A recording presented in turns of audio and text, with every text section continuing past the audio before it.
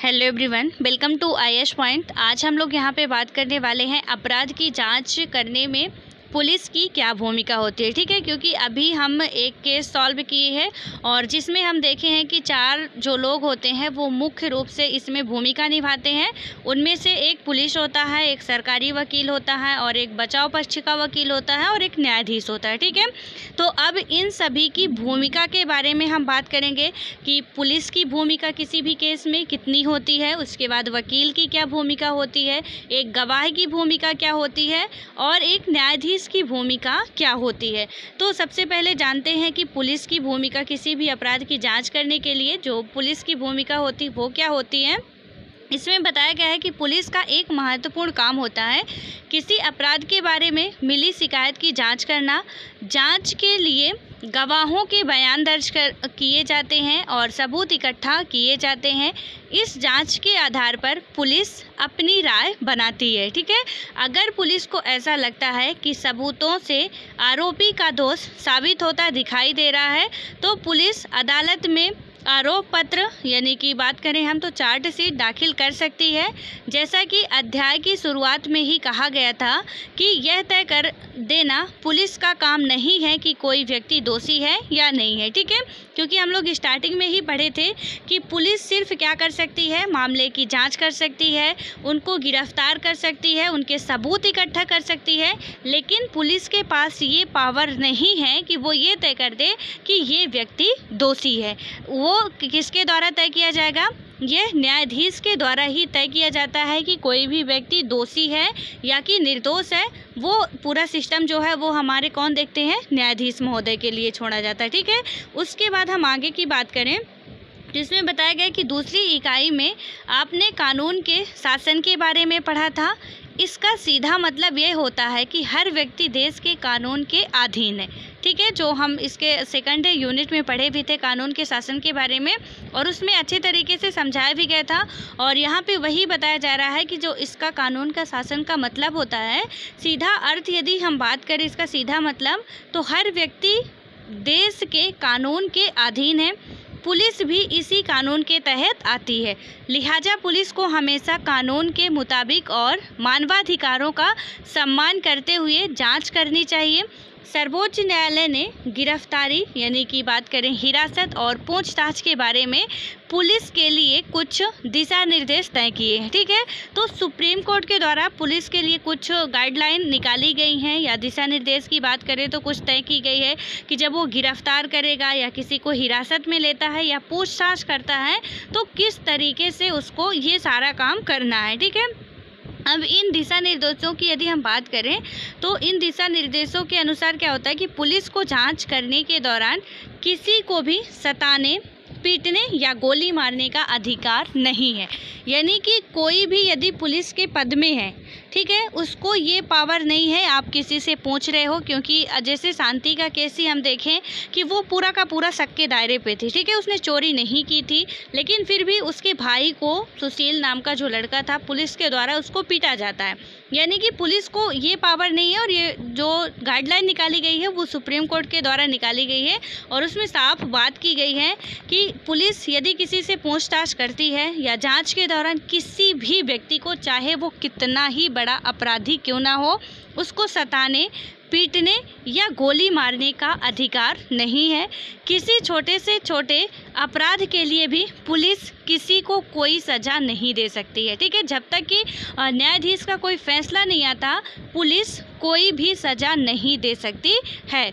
उसके बाद हम बात करें तो संविधान के अनुच्छेद 22 और फौजदारी कानून में प्रत्येक गिरफ्तार व्यक्ति को निम्नलिखित मौलिक अधिकार दिए गए हैं।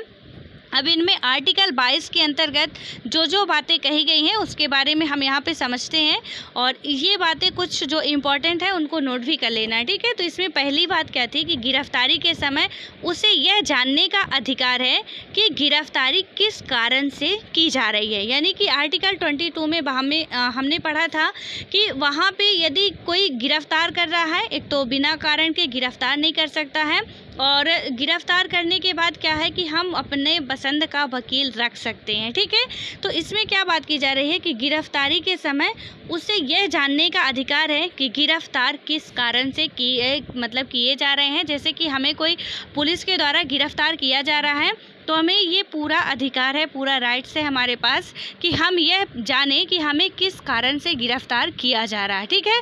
उसके बाद आता है कि गिरफ्तारी के 24 घंटे के भीतर मजिस्ट्रेट के सामने पेश होने का अधिकार। यानी कि गिरफ्तार कोई, जैसे कि मैंने पहले ही आपको बताया था कि जब भी हमको गिरफ्तार किया जाएगा तो तब तक जेल में नहीं डाला जाएगा या हमारे साथ कुछ भी नहीं किया जाएगा जब तक कि मजिस्ट्रेट के सामने हमको पेश नहीं किया जाता है। ये पॉइंट जितने हैं 4-5 हैं, इनको आपको नोट कर लेना है। इसमें सेकंड पॉइंट हमारा क्या कहता है कि गिरफ्तारी के 24 घंटे के भीतर मतलब मजिस्ट्रेट के सामने पेश होने का अधिकार। देन थर्ड पॉइंट है हमारा है कि गिरफ्तारी के दौरान या हिरासत में किसी भी तरह के दुर्व्यवहार या यातना से बचने का अधिकार, ठीक है। कि हमको गिरफ्तार कर लिया गया है और किसी के द्वारा यानी कि वहाँ के जो भी पुलिस अधिकारी हैं या और कर्मचारी, उनके द्वारा यदि हमको क्या किया जा रहा है, हमारे साथ दुर्व्यवहार किया जा रहा, तो उसके बचने का भी अधिकार हमारे आर्टिकल 22 में बात की गई है। और उसके बाद हमारा चौथा है पुलिस हिरासत में दिए गए इकबालिया बयान को आरोपी के खिलाफ सबूत के तौर पर इस्तेमाल नहीं किया जा सकता, ठीक है। कि जो भी व्यक्ति क्या करेगा कि बयान देता है यदि, तो आरोपी के खिलाफ सबूत के तौर पर उसका इस्तेमाल नहीं किया जाएगा। यानी कि किसी ने आके ऐसे ही बयान दे दिया कुछ भी, तो उसका हम क्या करेंगे कि सबूत के तौर पे नहीं मान सकते कि बिल्कुल ये एग्जैक्टली सही ही बोल रहा है। अब उसके बाद हम बात करें अपने नेक्स्ट पॉइंट की। इसमें है कि 15 साल से कम उम्र के बालक और किसी भी महिला को केवल सवाल पूछने के लिए थाने में नहीं बुलाया जा सकता है। यानी कि यदि वो गवाह भी हैं कि उन्होंने प्रत्यक्ष देखा भी है, तो इसमें क्या किया जाएगा कि 15 साल यानी कि 15 ईयर की यदि कोई महिला है या बालक है तो उनको क्या किया जाएगा, थाने में नहीं बुलाया जा सकता है, ठीक है। ये कानूनन अपराध है कि आप उनको थाने में पूछताछ के लिए बुला रहे हैं, ऐसा कोई प्रावधान हमारे संविधान में नहीं दिया गया है।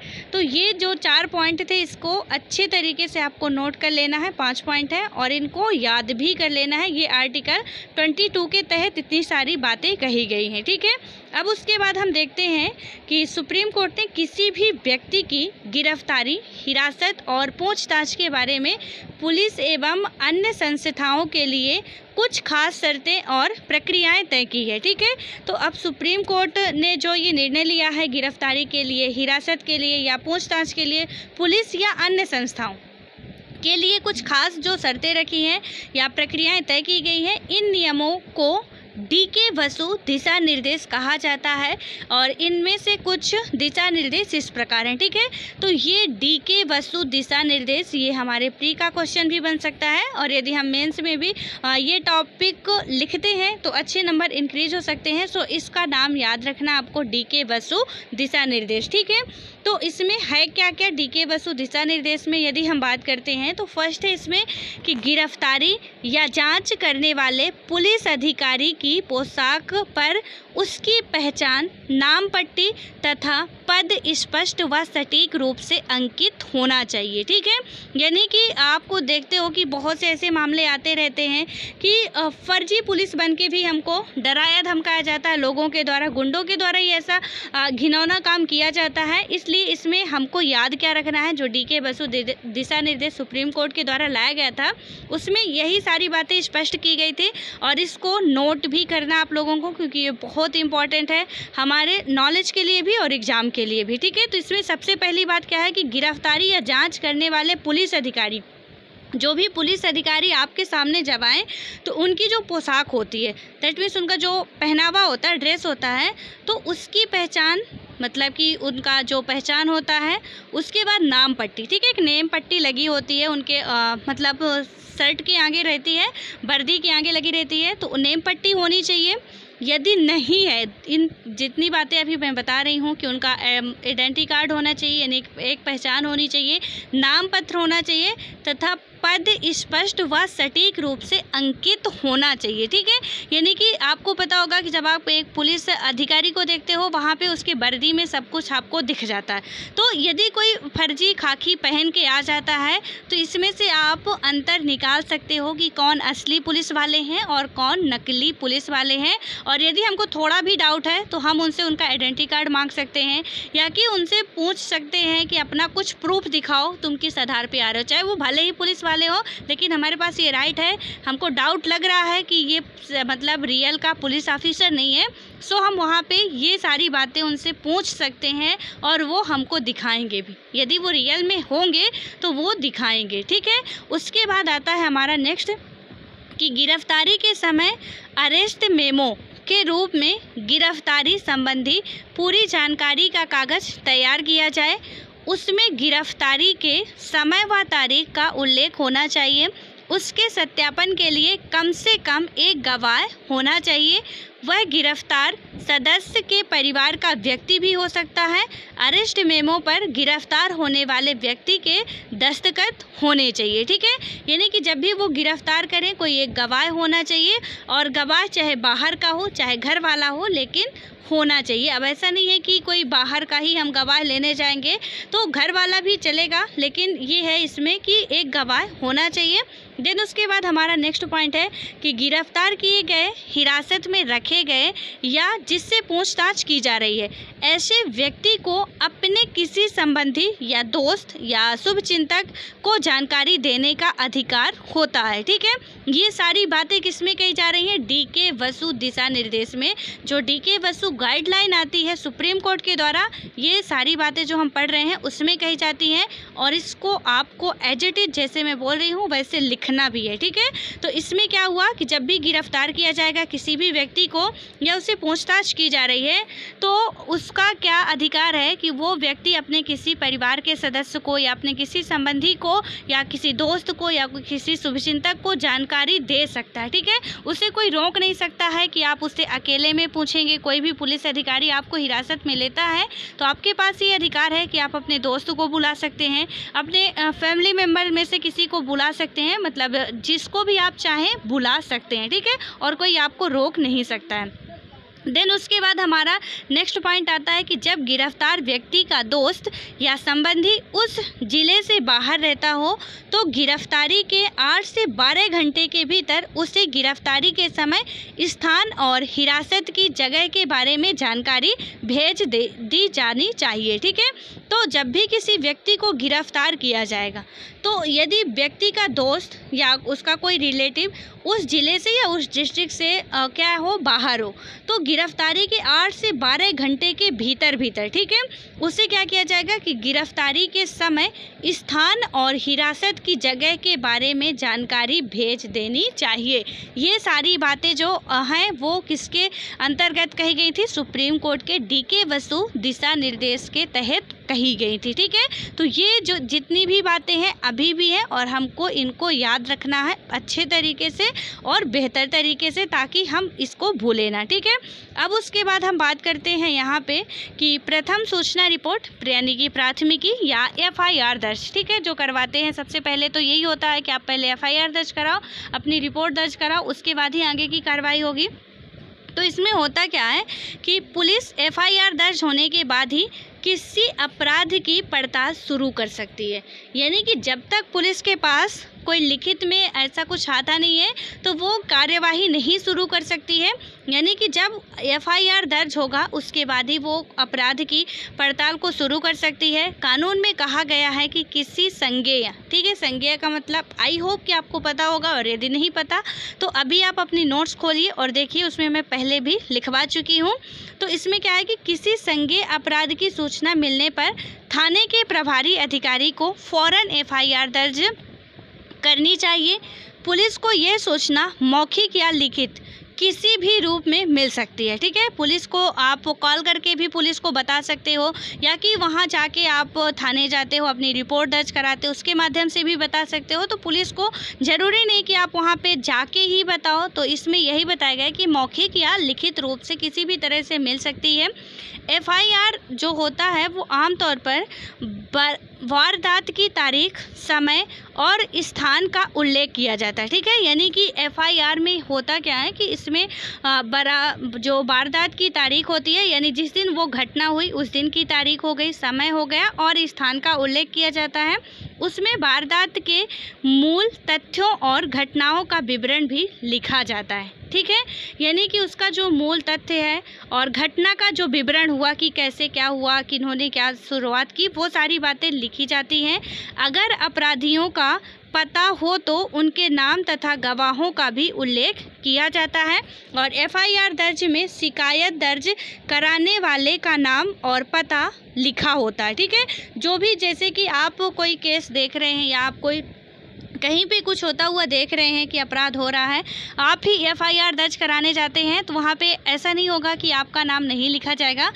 जब आप केस दर्ज कराओगे वो सारा मामला तो लिखा जाएगा कि कब वारदात कहाँ पे हुई, कब हुई, किस टाइम पे हुई, किस तारीख को हुई, ये सारी और किस वजह से हुई, ये सारी घटनाएं लिखने के बाद वहाँ पे जो मतलब कि एफआईआर दर्ज कराएगा उस व्यक्ति का नाम भी क्या किया जाता है, लिखा जाता है। और यदि किसी व्यक्ति का ऐसा पता चल जाता है कि वो व्यक्ति मतलब उसकी पहचान पता चल जाती कहाँ का है, कौन है, तो गवाहों का भी उल्लेख किया जाता है। देन उसके बाद हम बात करें तो एफआईआर के लिए पुलिस के पास एक खास फॉर्म होता है। ठीक है, और इस पर शिकायत करने वाले के दस्तखत कराए जाते हैं। शिकायत करने वाले को पुलिस से एफआईआर की एक नकल मुफ्त पाने का कानूनी अधिकार होता है।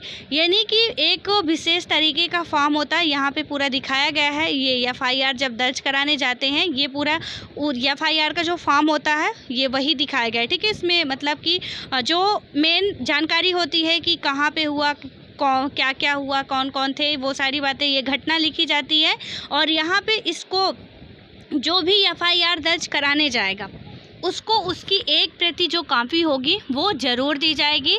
तो आई होप कि आपको ये एफआईआर का मामला समझ में आ गया होगा कि एफआईआर क्या होती है और इसमें क्या क्या होता है। दिन पुलिस की भूमिका किसी भी अपराध के लिए कितनी महत्वपूर्ण होती है और क्या होती है ये भी आप समझ गए होंगे।